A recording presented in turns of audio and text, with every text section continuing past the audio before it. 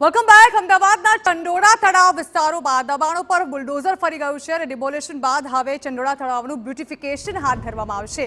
Beautification બાદ કાંકરિયા કરતાં પણ આકર્ષક દેખાશે આ ચંડોળા તળાવ. પ્રોજેક્ટની એક્સક્લુઝિવ તસવીરો અને વિગતો TV9 પર સામે આવી છે. અલગ અલગ 4 ફેઝમાં ચંડોળા તળાવનું ડેવલપમેન્ટ થવાનું છે. હાલ ₹36.38 કરોડના ખર્ચે પ્રથમ ફેઝની કામગીરી શરૂ કરાશે, જેમાં તળાવના ફરતે 3.16 કિલોમીટરનો એક વોકવે પણ બનાવવામાં આવશે અને અમદાવાદમાં આવતા સહેલાણીઓ માટે અહીં તે આકર્ષણનું કેન્દ્ર હવે બની જશે.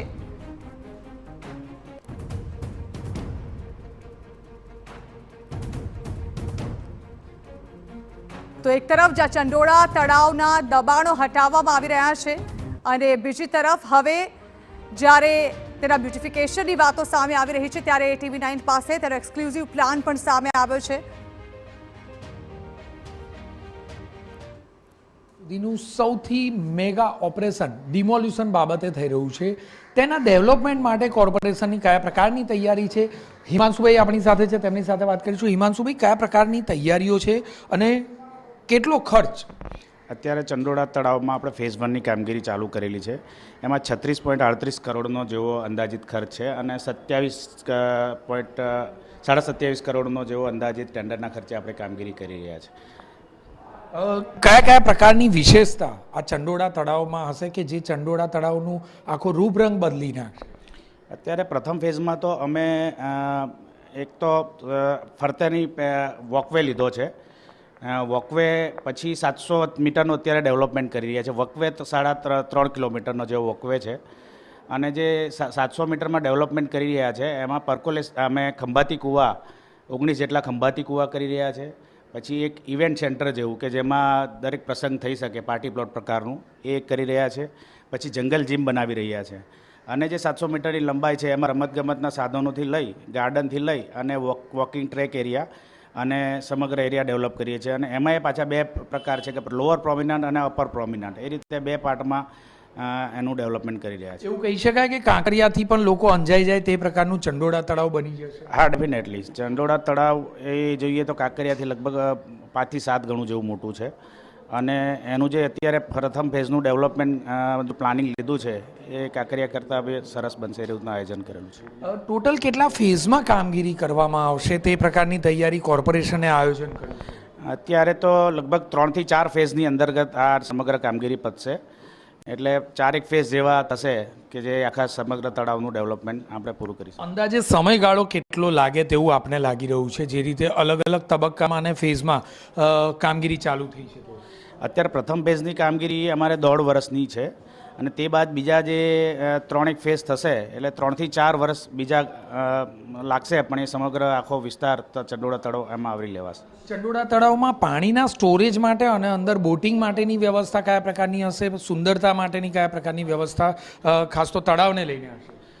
તળાવને લઈને અત્યારે પ્રથમ ફેઝમાં તો આયોજન નથી કરેલું, પણ સેકન્ડ અને થર્ડ ફેઝમાં આ પ્રકારની આયોજનની એ રાખી છે. ટૂંકમાં કહીએ તો ચંડોળા તળાવના નવીનીકરણમાં તેના રૂપરંગ બદલાઈ જાય અને લોકો અંજાઈ જાય તે પ્રકારનું આયોજન મ્યુનિસિપલ કોર્પોરેશન દ્વારા કરવામાં આવ્યું છે. અલગ અલગ ફેઝમાં તબક્કા વાઇઝ આ સમગ્ર જે ડેવલપમેન્ટ છે તે કરવામાં આવશે.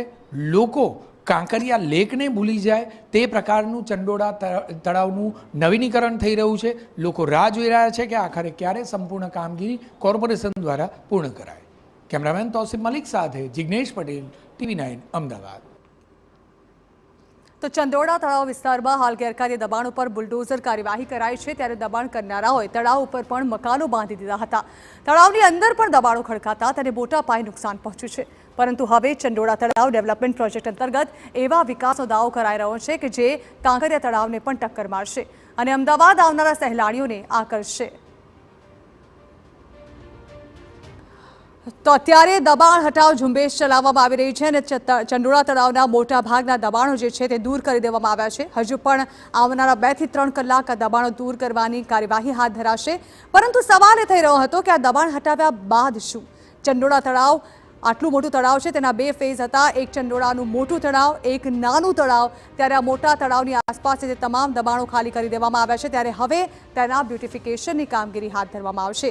અને ચંડોળા તળાવ જે છે તે અમદાવાદના પૂર્વ વિસ્તારમાં આવેલા કાંકરિયા તળાવ કરતાં પણ વધુ રોનક ધરાવતું આ તળાવ બનશે. તેના બ્યુટિફિકેશનની જે કામગીરી કરવામાં આવે છે ત્યાં ચંડોળા તળાવની આસપાસ જે છે તે ગ્રીનરી ઊભી કરવામાં આવશે. સાથે જ એક મોટો વોકવે બનાવવામાં આવશે, જેને કારણે તળાવની સુંદરતામાં ચાર ચાંદ લાગી જશે.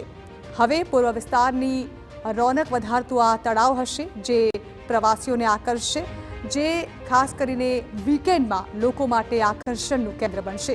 કેવું દેખાશે આ ચંડોળા તળાવ, તેની કેટલીક એક્સક્લુઝિવ તસવીરો અમે લગાતાર આપણે બતાવી રહ્યા છીએ, જ્યાં બાળકોના રમતગમતના સાધનો પણ વસાવવામાં આવશે, જેના કારણે બાળકો અહીં સારો સમય પસાર કરી શકે, પોતાના માતા પિતા સાથે ત્યાં જઈ શકે. અને આપ જોઈ રહ્યા છો વોકવે, જ્યાં જેવો કાંકરિયામાં વોકવે બનાવવામાં આવ્યો છે તેવો જ ચંડોળા તળાવ પાસે પણ બનાવવામાં આવશે, જેના કારણે એ વીકેન્ડ માટેનું હોટ ફેવરેટ સ્પોટ બની જશે.